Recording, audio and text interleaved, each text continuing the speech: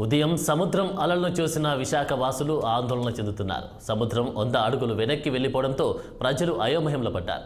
జపాన్లో సంభవించిన భూకంపం వల్ల సముద్రం వెనక్కి వెళ్ళిందా లేక అమావాస్య పౌర్ణమి సమయంలో జరిగే మార్పుల ఫలితమా అని ప్రజలు ఆందోళనలో పడ్డారు. విశాఖలో గత 3 రోజులుగా సముద్రం నిరంతరం వెనక్కి వెళ్తుంది. అయితే 3 రోజులుగా ఈ మార్పుని గమనిస్తున్నామని అక్కడి స్థానికులు చెబుతున్నారు.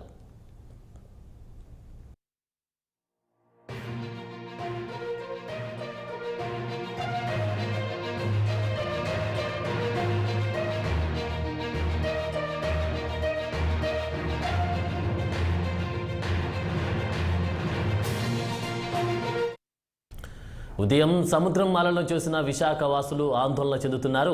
సముద్రం 100 అడుగులు వెనక్కి వెళ్లిపోవడంతో ప్రజలు అయోమయంలో పడ్డారు. జపాన్లో సంభవించిన భూకంపం వల్ల సముద్రం వెనక్కి వెళ్ళిందా లేక అమావాస్య పౌర్ణమి సమయంలో జరిగే మార్పుల ఫలితమా అని ప్రజలు ఆందోళనలో పడ్డారు. విశాఖలో గత 3 రోజులుగా సముద్రం నిరంతరం వెనక్కి వెళ్తుంది. అయితే 3 రోజులుగా ఈ మార్పుని గమనిస్తున్నామని అక్కడి స్థానికులు చెబుతున్నారు. ఇక ఇదే అంశంపై మరింత తాజా అప్డేట్స్ మా ప్రతినిధి కన్నబాబు అందిస్తారు. Kannababu, good morning Anand. ఏదైతే జపాన్ లో ఏర్పడినటువంటి భూకంపం నేపథ్యంలో విశాఖలో సముద్రం వెనక్కి వెళ్ళిందంటూ కూడా కొన్ని ఉదంతులు అయితే వినపడుతున్నటువంటి పరిస్థితి కనబడుతుంది. విశాఖలో అలలను చూసినటువంటి అంటే ప్రస్తుతం విశాఖలో ఉన్నటువంటి సముద్రం అలలను చూస్తే కనుక విశాఖ వాసులు అయితే ఆందోళన చెందుతున్నటువంటి పరిస్థితి కూడా కనబడుతుంది. దీనికి కారణం ఏమై ఉంటుంది, ఎందుకు అసలు సముద్రం ఇంతకు వెనక్కి వెళ్ళింది అనే ఇది ఆందోళన చెందినటువంటి పరిస్థితి కూడా చాలా స్పష్టంగా కనబడుతుంది. అయితే దీనికి సంబంధించి కారణాలు అయితే తిరోగమనమా అని అయితే కూడా అయితే అలా జరగడానికి గల కారణాలు ఏమిటి అనేది అయితే ఇంకా స్పష్టత అయితే తెలియలేదు. ఎందుకంటే దీనికి సంబంధించిన అధికారులు అయితే స్పష్టత చేయాల్సిన అవసరం ఎంతైనా ఉంది.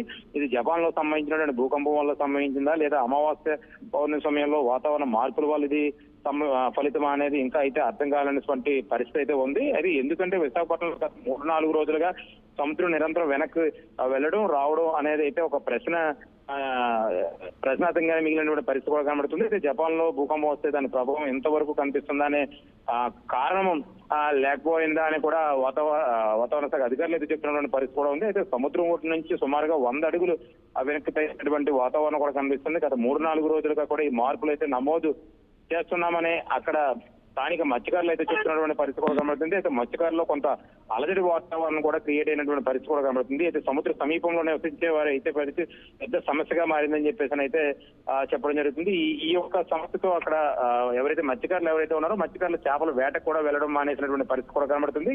గడిచిన 3-4 రోజులుగా కూడా అసలు విశాఖలో సముద్రం ఎందుకు వెనక్కి వెళ్ళింది అనే నేపథ్యం దృష్ట్యా ఆందోళన చెందుతున్నటువంటి పరిస్థితి చాలా స్పష్టంగా ఇక్కడ మాట్లాడుకుంటున్నటువంటి పరిస్థితి కనబడుతుంది. కొంతమంది దాని ఉదాంతులుగా కూడా కొట్టిపడేసినటువంటి పరిస్థితి. జపాన్ లో భూకంపం రావడం ఏంటి, విశాఖలో సముద్రం వెనక్కి వెళ్ళిపోవడం ఏంటనే హాషిగా కూడా మాట్లాడుతున్నటువంటి పరిస్థితి కూడా చాలా స్పష్టంగా కనబడుతుంది. Anand, thank you Kannababu.